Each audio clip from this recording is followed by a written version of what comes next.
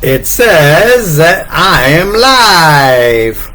Woohoo! Happy Friday, everybody! Happy Friday! Well, let's see. Last week I went to Arkansas. I guess I talked about that. And was I in Arkansas? I forgot what day I got home. Okay. So then this past week I went to what's that place called? Chicago, Illinois, and to the Shackley conference. Saw lots of people that I hadn't seen for a long time. Got to see them, give them actual hug and say hi in person. And my roommate Bob, who's roomed with me for probably at least 15 conventions, I'm guessing. He was having a hard time walking the whole distance from the hotel to the convention center, so we got him a scooter, and that helped a lot. And then I couldn't keep up with him, but then yesterday morning when we woke up, went out of our hotel room, the scooter was in the hallway, and it was all TP'd, covered with 2 rolls of toilet paper. I'm not sure who did it. Somebody said I could probably call up security and get the camera footage and see, because there's probably cameras in the hallway, but I didn't think of that till today, so that's probably not going to happen. Because nobody will, fess up to it. At least not so far. And then the flight there was fine. Flight back was fine. There were direct flights, so I didn't have to wait anywhere, except we were 12 minutes late getting out of Cleveland because oxygen masks were hanging down in front of some of the seats. Just 3 seats. So they got those fixed. And then we learned a lot about protein and how much protein. We have a new protein tracker. I'll be posting that as soon as I look at all that stuff, maybe tomorrow.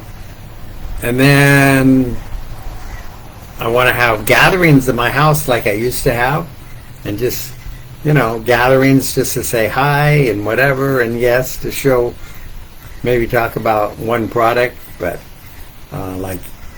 every second and fourth Thursday, come by, say hi. And then I want to what else? Forgot. Oh well. Oh, I know what I was thinking. Don't forget September 28th, big party in my yard. I'm thinking about doing a Hawaiian theme and have grass skirts and have a hula contest and have this pop-up Hawaiian barbecue place come.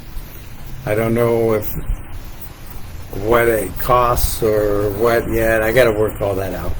So, whatever. I hope you guys are all doing well. I'm ready to read out of my dad's book some more. I know some of you really love that, and I enjoy it too. We're still in Honduras. We'll get out of Honduras one day.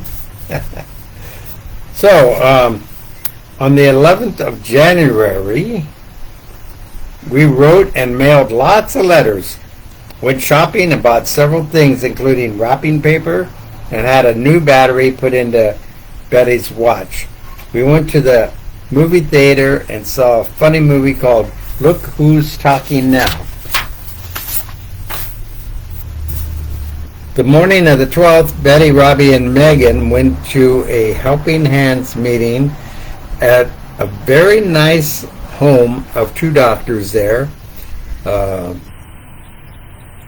There were 14 women from North America. The group had money The group got money various ways to support their program that included helping an orphanage, helping to put a young lady through nurses training, etc. Later I went with Betty, Robbie, and Megan to the home of Ruth Paz and her husband. She was keeping very busy transporting children to the USA that needed treatment not available in Honduras. Sometimes she made as many as 3 trips a week, usually to New Orleans. After that, we picked up Christina and had pizza. Then we shopped at a very large Supermercado Junior. A large Supermercado Junior? That sounds like whatever. What do they call it when they're opposites? In the north part of San Pedro Sula. Later, Robbie, Betty, and I went to see Age of Innocence and then had dinner at Grand Hotel Sula. We had mail from Jerry Stinson, P. Flagg, and Rosalind Harrington. On the 13th, we put gas in the Subaru, and Robbie went with us to Tela, where we turned west on a dirt road to the last resort. Betty, Linda, and I had driven there before. However, this time the lagoon and ocean had washed away the road just before the resort, and we had to park and take a dugout canoe across the about 40 meters of water to reach the resort. We used their facilities there, waded in the water, and lunch of good caracol soup before taking the canoe back to the other side. We drove about a little. We drove about a little and saw several badly damaged buildings with some roofs gone due to very strong winds and heavy rains for 2 days.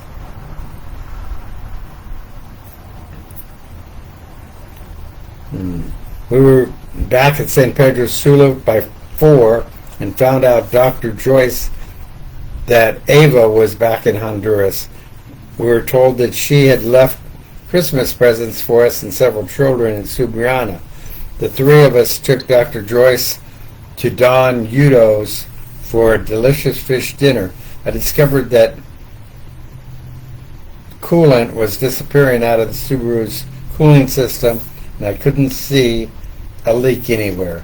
The next morning, Betty developed a migraine headache, and relieved by taking Cafragot. We ate breakfast at Hotel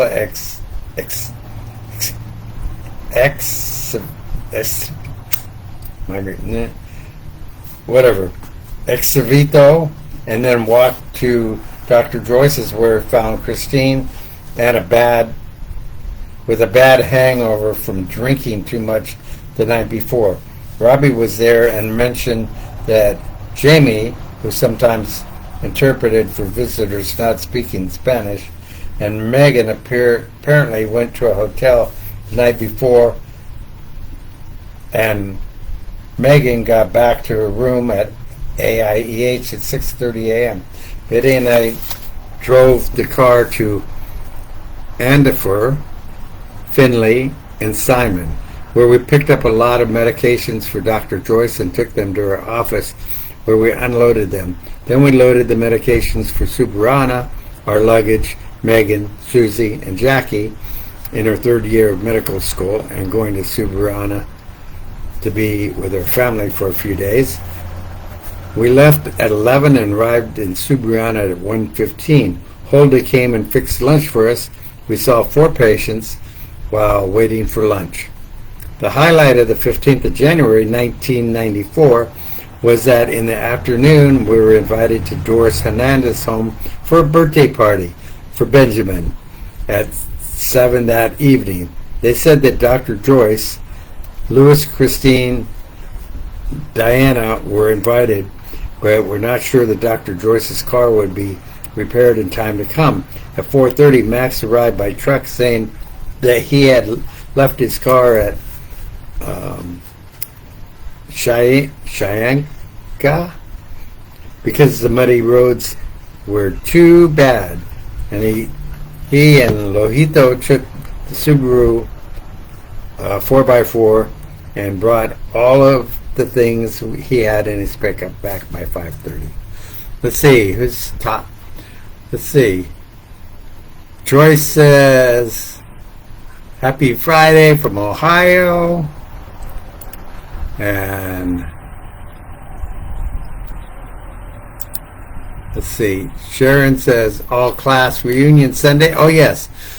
There's all class, all 120 years or whatever it is of Oceanside High School. At Oceanside High School this Sunday, 10 to 4. So that'll be cool. Happy Friday from Patricia. Joe Boz. I can hear the rain coming down. Oh. Sharon, number one fan, is in California. Howdy and happy Friday from John Batista. Oh, I was thinking about you the other day. I wrote you down on a list of people to call and talk to. So I'll be doing that.